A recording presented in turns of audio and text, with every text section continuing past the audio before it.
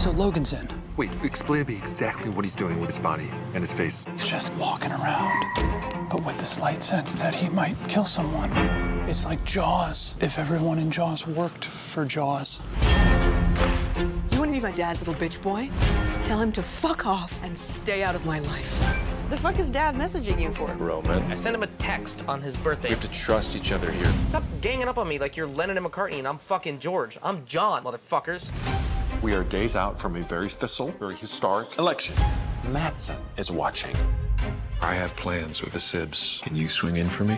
And what's in it for me? They have some fucking juice. Apparently ATN has an open line to Jared Menken's campaign. I want to be the president, and if I lose, I want it correctly characterized as a huge victory. All right. You could do with some help. I have skin in the game, and I have some debts that I intend to repay. It's a very nice place we got here. Who gets to keep it in the divorce? Oh, shit. This is total lockdown, like the threat of nuclear war.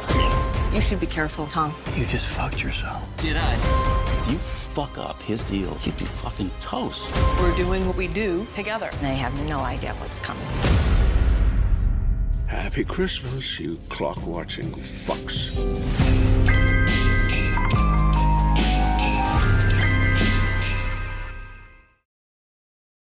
You look tired and your face is giving me a headache. Oh, thank you. Hi. It's been fun to play with Shiv and Kendall in a way that we're actually trying to get along and we're trying to be on the same page. Though there has been a ton of conflict between them in the show, all the way through all the seasons, when the three of them get together, they can kind of find those moments of connection.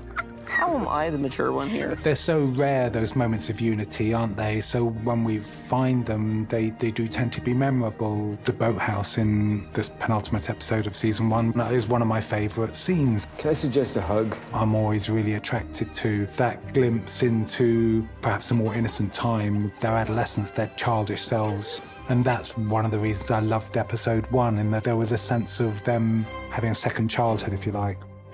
New Gen Royce. We have a fucking song to sing.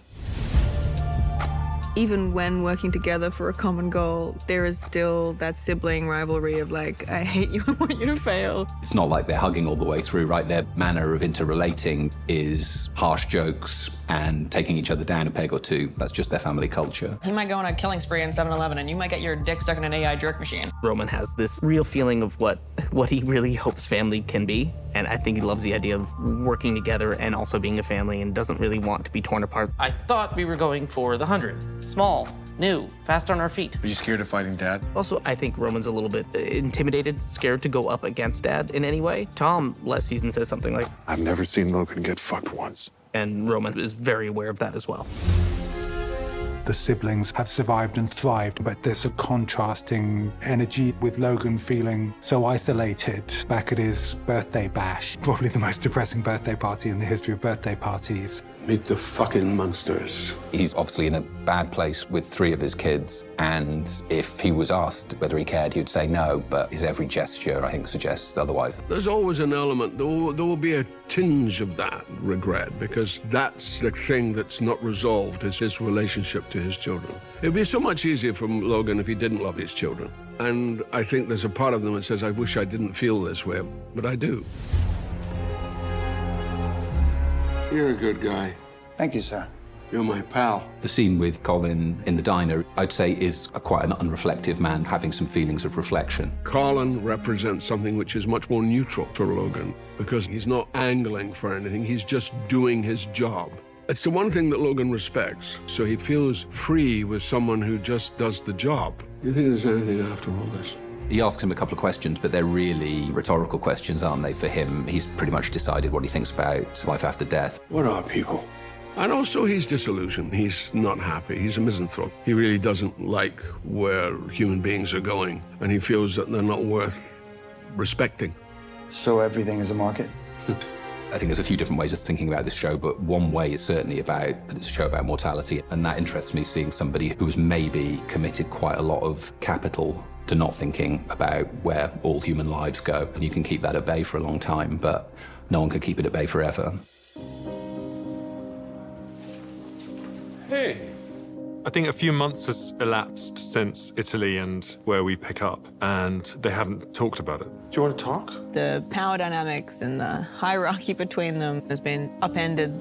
I hear you date models now. It's quite a complicated situation. I think in the intervening weeks and months, he will have realized she knows. Do you really want to get into a full accounting of all the pain in our marriage? I think it's too sensitive for her to admit that someone played her. There's some things I wouldn't mind saying and explaining. I guess there is a feeling from Tom that, they need to discuss it at some point, if for no other reason than for him to sort of stick up for himself and explain why he did what he did. She's always trying to escape any situation that means that she might have to be vulnerable.